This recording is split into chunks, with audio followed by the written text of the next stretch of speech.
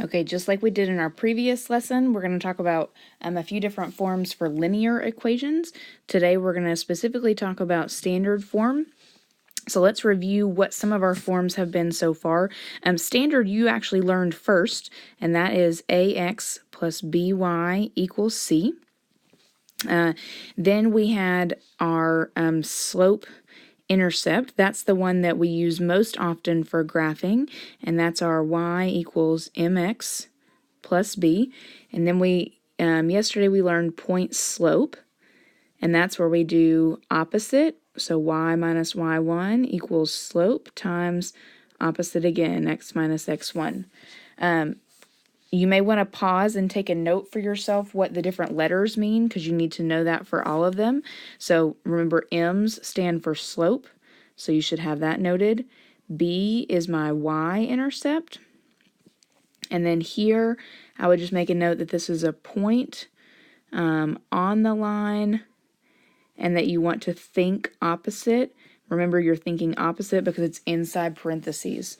So for standard form, the things that we need to note, just remember A, B, and C all need to be integers, which means we don't want any fractions. And just notice that that means not A and B, X and Y are here on the same side with each other. And C is a number that's without a variable, so it's going to be on the other side of the equation. These were the ones that we used intercepts to graph. That was the easiest way to graph them. So let's see about what they're going to ask us to do here and kind of how to go between a few different formats. All right, so here they're going to ask me to write an equation in standard form. That means my equation needs to be ax plus by equals c when we're done. But we're going to probably use some of the other forms based on what they give us. So here they're giving us a slope and a point, which should make you think of our point slope form. Y minus y1 equals m times x minus x1. So I'm going to use that information to create my equation. Y minus opposite, so that's actually going to be y plus 10, equals the slope, negative 2, and then think opposite again, x plus 7. The first thing that we're going to want to do is multiply out and get rid of our parentheses. Notice standard form has no parentheses. So if we do that, I'm going to have y plus 10 equals, this is going to tell me to distribute, so negative 2x minus 14. And now I want to think, how can I get x and y on the same side? So notice that they're both on the right-hand side here, which means I need to move this. And when we move things, we have to use opposites. So because I'm going to move it, that's going to become a positive 2x on that side. So positive 2x plus y plus 10 equals negative 14. And then I almost have it in standard form, right? If I look, this 2x plus y, that looks like standard form, but the plus 10 is out of place. Remember, the c is just the number that's by itself, the constant. So I've got to move my plus 10, and to do that, I have to subtract it. So I'm going to subtract 10 from this side, which is going to make my equation 2x plus y equals, now my equation is going to be negative 24. And we just want to check, are x and y on the same side? Yes, they are. Are all of my coefficients, my numbers in the front, are they all whole numbers and not fractions? Yes, they are. Some of you may say, well, what's b? And think to yourself, what number's in front of this y? It's a 1. So if you want to put a 1 there, you can. If not, you can leave it without. If you want to practice again, you can pause and try question 5 to make sure you understand this problem. All right, so if you worked that out, the first thing that you should have done was to plug in your information. Then we want to distribute, which is where I got 4x plus 12. And y minus 0, if you subtract 0, that doesn't change anything, so that's just y.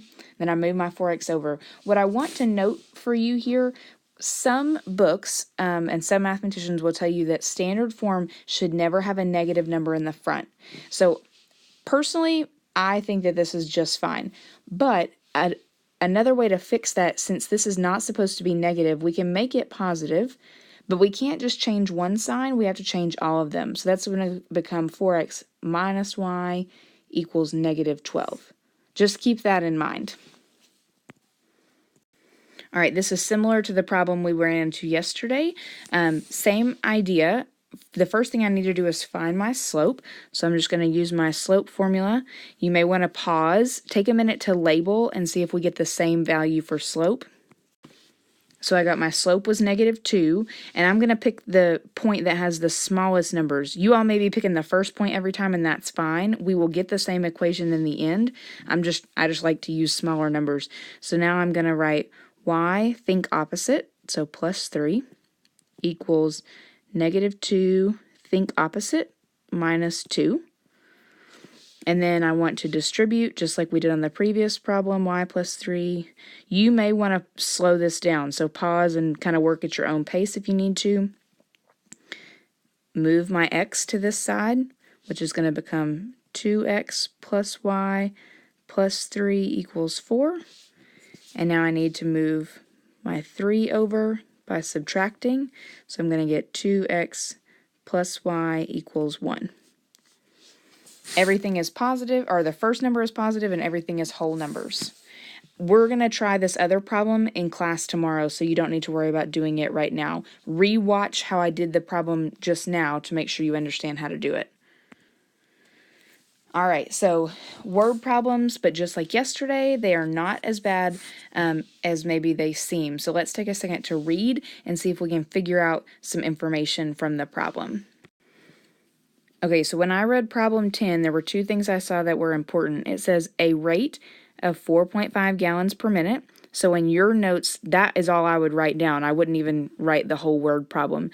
So I would say we've got 4.5 gallons per minute. And then it says there was 1.5 gallons in the tank before it started.